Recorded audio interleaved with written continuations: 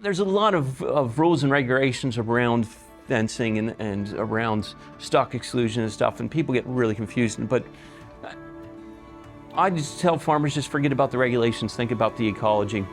And we've had some chats earlier this morning about weed control and that kind of thing. And what I find is if you get a weed problem, there's usually a couple issues. One is there's not a significant buffer strip, or two, there's something wrong with the wetland, it's not healthy. So when we think about buffer strips, you got to think about what the wetland was historically and what was it. And most of our wetlands are highly modified anyways. The hydrology is modified because we've taken away forests. Here in Canterbury, we've went from tussock grass to introduced grasses and that kind of thing, which has a different impact on the wetlands.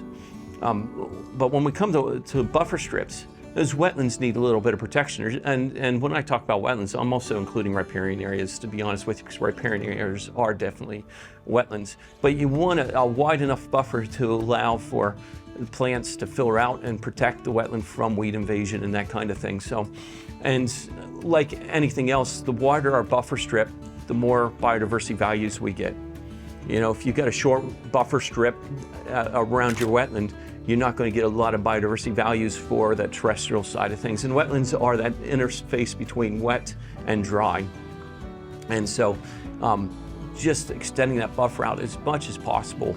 That and my recommendation is you know the land and you know your farming practices. And it was really nice to hear earlier today that by fencing their wetland, they were able to better manage their paddocks. So these are the things you got to think about when you're putting your fencing in and your buffer strip. And then that buffer strip should have a good native planting, depending upon what your system is. You know, if it's a tussock grass system or if it's more of a forested system. So you want that balance. And also we talked about pollinator habitat. We heard about pollinator habitat. In your grasslands, it's always nice to have those places for those native bees and stuff to do your pollination.